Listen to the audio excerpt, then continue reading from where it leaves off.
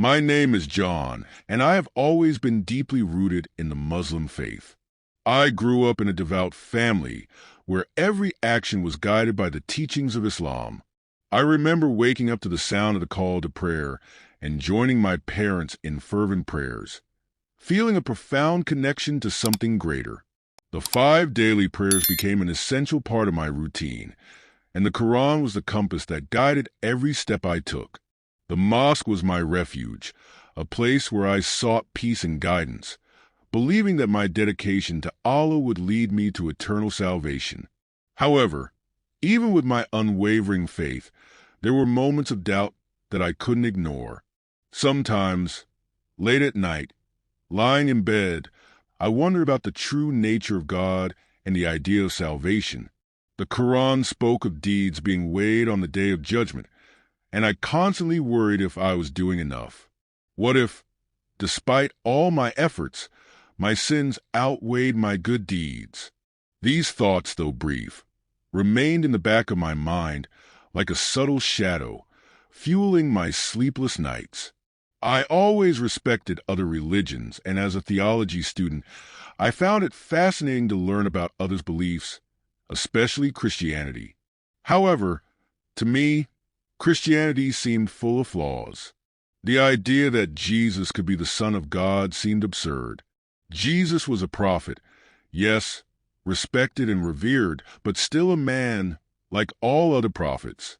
The concept of the Trinity was incomprehensible to me, and the notion of salvation by grace alone seemed like a shortcut that undermined the importance of effort and personal responsibility. For many years, I carried this conviction with me, debating with Christians whenever the opportunity arose. I felt confident in my arguments, citing the Quran and dismantling what I saw as inconsistencies in the Bible. My faith seemed unshakable, and I took pride in defending Islam with clarity and logic. However, behind this certainty, the small questions persisted, like a constant whisper that I tried to ignore. It was during a trip to visit my family in another city that everything changed. The day began like any other. I woke up early for the Far prayer, recited my usual supplications, and spent the morning discussing theology with my younger brother. But as the afternoon progressed, I began to feel unwell. A mild chest pain that I dismissed as nothing serious turned, by evening, into a sharp and piercing pain, making it difficult to breathe. My brother insisted firmly that we go to the hospital, and I soon realized that my life was about to take an unexpected turn. We arrived at the hospital, and the doctors quickly placed me on a stretcher, performing various tests as their expressions grew increasingly serious. Within an hour, I was lying in a hospital bed, connected to machines that monitored every beat of my heart. The doctor's words seemed distant, explaining that I was having a severe heart attack. My mind spun as I heard the diagnosis, unable to believe it. A heart attack at my age? I had always taken care of myself, eating well, exercising regularly, and following my prayer rituals. How could this be happening to me? As the doctors worked to stabilize me, a wave of fear like never before engulfed me. I thought of my family, the prayers I had yet to offer, and everything I would leave behind. Was this how my life would end? Was I about to meet my Creator, unprepared and uncertain? The room began to blur. The voices of the doctors became background noise, and my breathing grew more labored. I closed my eyes, whispering the Shahada, the declaration of faith, repeatedly, clinging to the one thing I always believed would save me, La ilaha illallah, Muhammadur Rasulullah. Suddenly, everything went dark. There was no pain, sound, or light, just absolute silence.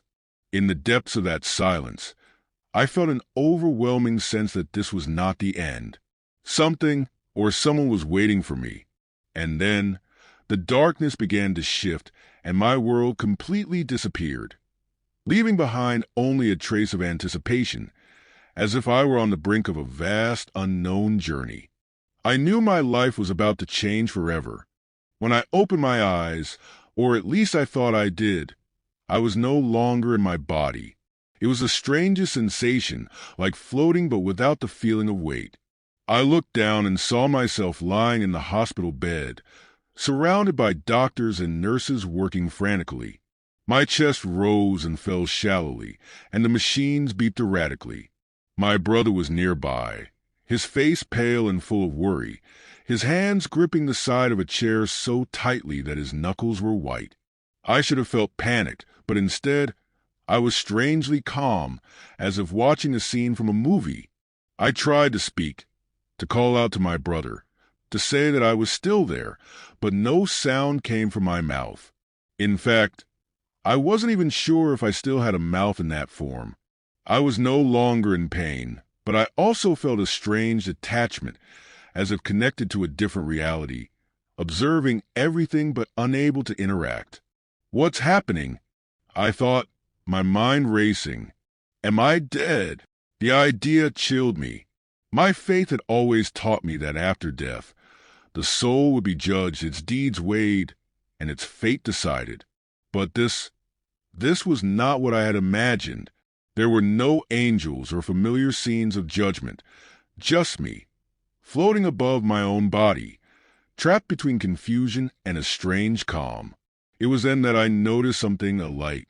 It was unlike any light I had ever seen. Not blinding or intense, but radiating an intensity that seemed to pierce through me completely. It pulsed gently, growing brighter with each moment, as if it were alive.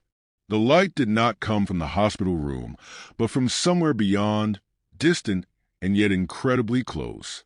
I felt its pull immediately, an irresistible force that seemed to reach the core of what I now was. I hesitated, uncertain of what to do. Every instinct told me to resist, to stay rooted in the reality I knew, but the light had a magnetism impossible to ignore. It was not just a visual phenomenon. It was a presence. It seemed to call to me, not with words, but with a feeling so profound that I couldn't contextualize it. The room around me began to dissolve. The sounds of the monitors and the doctors' voices faded, replaced by an all-encompassing glow. I felt as if I were being pulled through a tunnel, the light drawing closer and closer. At first, I tried to resist, but quickly realized it was futile. The pull was not forceful or violent. It was gentle, yet undeniably powerful. As I approached the light, I began to feel something new, warmth. Not the kind of warmth you feel sitting in the sun, but a deep, penetrating warmth that seemed to fill every part of me. It was comforting, but carried a current of power that left me in awe. The light wasn't just something to be seen. It was something to be felt, something alive. What is this? I asked myself, though the question seemed insignificant in the presence of the light. Where am I going? A part of me felt fear, a fear of the unknown that gripped my mind. Everything I had learned throughout my life seemed meaningless in the face of that light. The teachings of the Quran, the prayers, the rituals, nothing had prepared me for this experience. As I got closer, the light became more welcoming, enveloping me completely. For the first time, I felt something different, peace. It was a peace beyond anything I had ever experienced, even in the most fervent moments of prayer or meditation. It was complete, all-encompassing, as if all worries, all doubts, and all fears had been stripped away from me. Yet, despite this peace, I couldn't shake the feeling that something profound was about to happen. The light wasn't just a destination. It was a door, and I was about to pass through it. I hesitated for a brief moment, hovering at the edge of the light, feeling unworthy, unprepared. What lay beyond? What awaited me? But the light seemed to answer my unspoken questions with its presence, reassuring me without words. With a deep breath, or at least what felt like one, I stepped into the light, and in that moment, I knew that everything was about to change. The warmth and peace enveloped me, and suddenly, I was standing before something infinitely greater than I could comprehend. As I passed through the light, the world around me transformed. The sensation of warmth I felt before now enveloped me completely, filling me with a peace that was both overwhelming and humbling. The luminosity was not just light. It was alive, vibrant, and pulsating with power. I felt as if I were in the presence of something infinitely greater than myself, something beyond human understanding. And then I saw him. At first, it was hard to grasp what I was seeing, but a figure emerged from the intensity of the light, radiating a presence so powerful and majestic that I was immediately overcome with a profound sense of reverence. He approached, and with each step he took, waves of love and compassion washed over me. It was not just an emotion. It was as if the very essence of love emanated from him, enveloping me and filling me completely. "Who are you?" I managed to ask, though the words seemed small and inadequate in the enormity of the moment. He looked at me with eyes that seemed to see straight through me, to my heart, to my soul, and to every hidden corner of my being. His gaze was not condemning but deeply understanding, as if he knew everything about me and yet loved me completely. "I am Jesus," he said. The words hit me like a lightning bolt. Jesus. My mind raced, trying to process what was happening. As a Muslim, I had always believed in Jesus as a prophet, a great prophet, but nothing more. The idea that he could be the Son of God was something I had always rejected, something I had debated against countless times. And yet, there he was, standing before me, more real than anything I had ever experienced. "This can't be," I whispered, more to myself than to him. "You are just a prophet. How can this be?" Jesus smiled, a smile full of patience and kindness. "You have many questions, John," he said, "and I am here to help you find the answers." I wanted to speak, to argue, to make sense of what I was seeing, but before I could, the world around us began to change. Scenes appeared in the light, vivid and full of life, as if I were being transported to another time and place. The first scene was familiar, stories from the Quran about Jesus. I saw him healing the sick, giving sight to the blind, and even raising the dead. These were miracles I had always accepted as truth, but now, seeing them with my own eyes, they carried a weight I couldn't ignore. The compassion in his touch, the authority in his words, was unlike anything I had ever imagined. Then the scenes began to change. I saw moments I recognized, not from the Quran but from the Bible, moments I had always dismissed. I saw Jesus at the Last Supper, speaking to his disciples with a love that transcended human understanding. I saw him praying in the garden, his anguish palpable as he prepared to sacrifice himself. And then I saw the crucifixion. I wanted to look away, but I couldn't. I saw the nails, the crown of thorns, the pain etched on his face. But even in that agony, there was something more, a strength, a purpose. This was not just suffering. It was an act of unparalleled love. "Why?" I asked, my voice trembling. "Why did you do this?" Jesus responded simply, "For you, for all of you." His words pierced my heart. My understanding of salvation had always been tied to actions, to earning God's favor through effort. The idea that someone would take on the burden of humanity's sins, sacrificing himself willingly out of love, was almost inconceivable. The scenes changed again, and this time they showed me passages from the Quran and the Bible side by side. Jesus pointed out prophecies in the Quran that I had read countless times but never fully understood, passages that spoke of the Messiah, of salvation, of a light to the nations. Then he showed me the fulfillment of those prophecies in the Bible, how each prophecy pointed to him. How did I not see this? I asked, my heart heavy with realization. How could I have missed the truth? "You were seeking, John," Jesus said, his voice gentle, "and now you have found it." Tears began to stream down my face as the weight of his words sank in. Everything I had believed, everything I had clung to, was being turned upside down. Yet, amidst this upheaval, I felt a strange sense of clarity, as if the pieces of a puzzle I had been trying to solve my entire life were finally falling into place. "There is more for you to see," Jesus said, his eyes full of compassion. "Will you come with me?" I nodded, though my mind was still reeling. I didn't know what was coming, but I knew one thing: my life would never be the same. As Jesus reached out his hand to me, the world around us changed once more. The light seemed to expand, enveloping everything, and I felt a sudden lightness, as if I were being carried into a new realm. I wasn't afraid. I trusted him, even though I still didn't fully understand what was happening or why. The first thing I saw was breathtaking. It was a place filled with colors more vibrant than anything I had ever known. The air was alive with a sense of peace, joy, and harmony. There was no pain, suffering, or sadness, only pure, overwhelming love. In the distance, I saw people of all kinds, their faces glowing with a joy that seemed to come from within. They moved freely, laughing and embracing, as if they were finally complete. "This is paradise," Jesus said, his voice warm.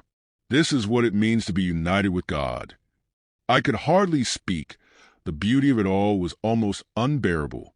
"It's perfect," I finally managed to say, my voice choked with emotion. "Is this what I've always desired?" Jesus nodded. "It is a fulfillment of God's promise, but it is not something earned by actions alone. It is a gift, given freely through faith." His words resonated deeply within me. In my faith, everything revolved around balance. Good deeds outweighing the bad, prayers offered at the right times, fasts observed correctly. But now, Jesus was telling me that it was not about earning salvation. It was about accepting it. Before I could fully comprehend what he was saying, the scene changed again. The warmth and light vanished, replaced by a cold, oppressive darkness. I felt the change immediately, like a weight pressing on my chest. The air was thick and heavy, and in the distance I heard faint, anguished cries, desperate and hopeless. "This is hell," Jesus said, with a tone of sadness. "This is separation from God." I didn't want to see, but the vision became clearer. I saw figures moving in the shadows, their faces contorted with pain and regret. They reached out as if searching for something, someone, but there was no response. The sense of despair was overwhelming, piercing my soul. "Why?" I whispered, almost voiceless. "Why do they suffer so?" "They chose separation," Jesus replied, his voice heavy with sorrow. "God's love is offered to all, but not all accept it. Hell is not a place of God's wrath. It is the absence of his presence. It is the natural result of rejecting the gift of salvation." I couldn't look away. The suffering, the emptiness, was more terrible than anything I could have imagined. Yet, even in the midst of that darkness, I felt a profound sense of love radiating from Jesus. It was as if his heart ached for every soul that chose to turn away.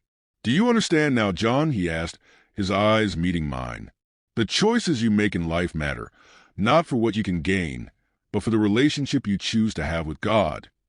Tears streamed down my face as his words sank in. I had spent my life striving, praying, fasting, doing everything in my power to be good enough. But there, in the presence of Jesus, I realized that all he wanted was my heart. "John," he said, his voice gentle yet firm, "will you accept my gift? Will you trust me to lead you to the Father?" I hesitated, not out of doubt, but the weight of the moment. I knew I was on the verge of a decision that would change everything. Everything I had believed, my entire past, was being challenged. But as I looked into Jesus' eyes, I realized it wasn't just an intellectual choice. It was a choice of heart, to trust and surrender. "Yes," I finally said, my voice breaking, "I trust you." The light around us grew brighter, warmer, and I felt an indescribable peace, different from anything I had ever experienced. It wasn't just peace. It was freedom. Freedom from fear, from anxiety, from the burden of trying to earn something that could only be given. "There is more for you to do," Jesus said, his tone full of purpose. You must return and share what you have seen. Return? I asked, surprised. But I don't want to leave. I want to stay here with you. He smiled, a smile that was both comforting and challenging. Your time here is not yet over. There are people who need to hear your story, John. They need to know the truth. The light around us began to change again, and I felt a pull, as if being drawn back to the world I had left behind. I didn't want to go, but I knew I had to. Jesus had given me a purpose, and I couldn't ignore it. When I opened my eyes, the fluorescent lights of the hospital replaced the divine radiance I had just left. My chest burned with pain, and the sound of beeping machines filled the air. The sterile smell of antiseptic hit me, and I realized I was back in my body, back in the world I thought I had left. The voices around me were filled with urgency and relief. He's back, exclaimed one of the doctors. I blinked, my vision blurry, trying to focus on the figures around me.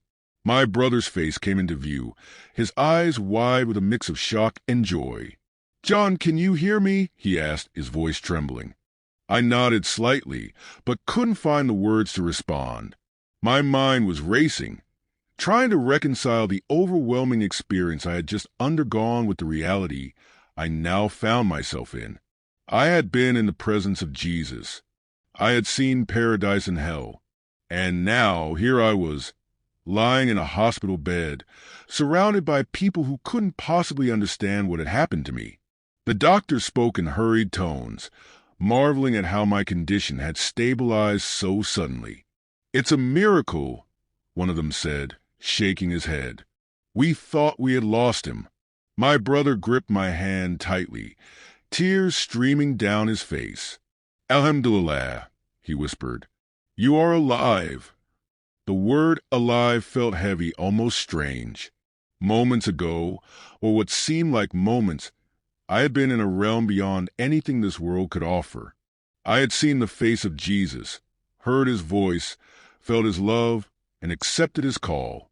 And now, I was here again, in a body that felt foreign, in a world that suddenly seemed so small. In the first hours, I didn't speak much. My family stayed by my side, their relief evident in every look and gesture. But inside, I was wrestling with a storm of emotions. What had I experienced? How could I reconcile this with everything I had believed my entire life? Jesus was not just a prophet. That was clear. He was so much more. But what did that mean for me, for my faith, for my family and community? The weight of it all was suffocating. As I lay in the silence of the hospital night, staring at the ceiling, my mind was filled with visions and the presence of Jesus. I knew I couldn't keep this to myself, but the fear of sharing it was overwhelming. My family had always been devout and proud of their faith. How could I tell them that everything we believed might not be the whole truth? I closed my eyes, hoping for sleep, but instead I saw Jesus' face again, gentle and full of love. His words echoed in my mind. I will always be with you. In that moment, I knew I was not alone. In the days that followed, as my body slowly recovered, my mind remained restless. I couldn't ignore what I had seen, but I couldn't talk about it, not yet. I needed answers, clarity, something to help me understand it all. One afternoon, when I was finally alone, I reached for my phone and began to search. I didn't even know where to start, but eventually, I found myself reading about Jesus in ways I never had before. I read about his teachings, his miracles, his sacrifice. I read about grace, a concept that had seemed so strange during our encounter, but now felt like a lifeline. For the first time in my life, I opened a Bible. It felt strange, almost forbidden, but as I began to read, I couldn't stop. The words leaped off the page, resonating with everything I had experienced. It was as if the book were alive, speaking directly to my soul. The more I read, the more the pieces began to fit together. Passages from the Quran that had always puzzled me now made sense in light of the prophecies about Jesus. Revelations I had overlooked or misunderstood suddenly became clear. But with each revelation, the weight of my decision grew heavier. I knew I couldn't keep this to myself forever. I had been called to share the truth, but the thought of doing so filled me with dread. How would my family react? My community? My entire identity was rooted in being a devout Muslim. What would they think if I told them I had found Jesus and accepted him as the Son of God? One night, as I lay in bed, the burden became too heavy to bear alone. I knew I needed to talk to someone I trusted, someone who might understand. My brother's face came to mind. We had always been close, and while I knew he might struggle to believe me, I also knew he loved me enough to listen. I took a deep breath and picked up the phone, dialing his number. When he answered, I could hear the concern in his voice. "John, is everything okay?" "No," I admitted, my voice trembling. "I need to tell you something that happened while I was gone." There was a pause on the other end. "Okay," he said cautiously. "What is it?" As I prepared to speak, I felt a wave of fear rise in my chest, but then I remembered Jesus' words. "I will always be with you." And in that moment, I knew I wasn't alone. This was just the beginning of a new journey. When I finally decided to share my story, I felt like I was stepping into a storm without knowing if I would come out unscathed. I started small, confiding in my closest friend, Michael. He has always been my pillar of support, someone I could trust with anything, no matter how difficult. If anyone could understand or at least listen, it would be him.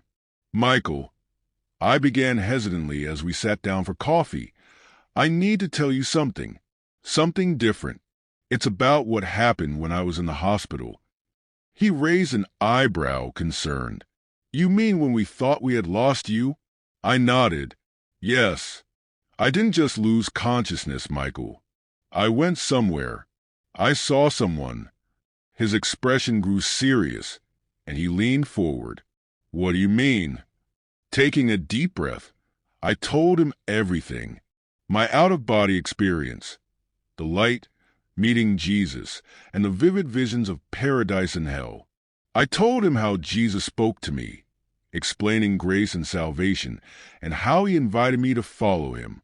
When I finished, there was a long silence. Michael looked at me, his face a mixture of shock, disbelief, and something I couldn't identify. "John," he finally said, his voice low but firm, "you have always been a man of faith, someone who seeks the truth. But it's hard to believe. Are you sure it wasn't just a dream?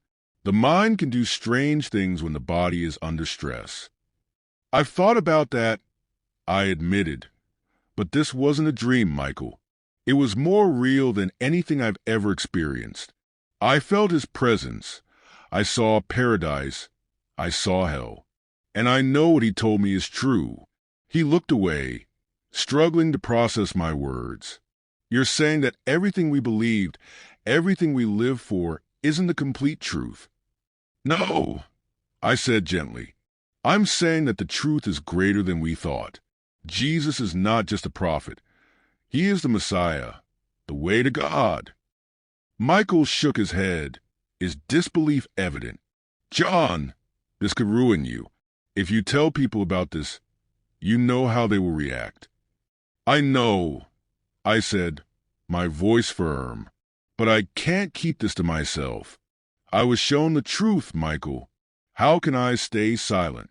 He didn't respond, and I could see the conflict in his eyes. Part of him wanted to reject me, to dismiss this as delusion or imagination, but another part, the part that knew me deeply, was listening, considering, and perhaps questioning. In the following days, I shared my story with a few other people I trusted who knew my heart. Some reacted like Michael, with skepticism mixed with concern. Others were blatantly dismissive, reluctant to consider the possibility that I could have encountered Jesus. But there were some who listened with an open mind, asking questions, curious about what I had experienced. One of them was an older man from our community, someone I had always admired for his wisdom and kindness. When I told him my story, he didn't interrupt or argue. Instead, he said, "John, the truth has a way of finding us, even when we're not looking for it. Maybe this is God's way of opening a new path for you." His words gave me courage. If even one person could see the sincerity in my heart, perhaps others could too. I knew I couldn't stop there. Jesus had told me to share the truth, and I felt a growing conviction that I needed to do it publicly, no matter the cost. It wasn't about me. It was about him, about the message he entrusted to me. So, one evening, before a small group of people, family, friends, and a few curious onlookers, I decided to speak. My heart pounded as I began to talk, but I felt a reassuring presence, as if Jesus were standing beside me. "I know many of you will find this hard to believe," I said, my voice trembling but determined. "But I need to tell you what happened to me when I was on the brink of death. I met Jesus. He showed me the truth about God, about paradise and hell, and about grace.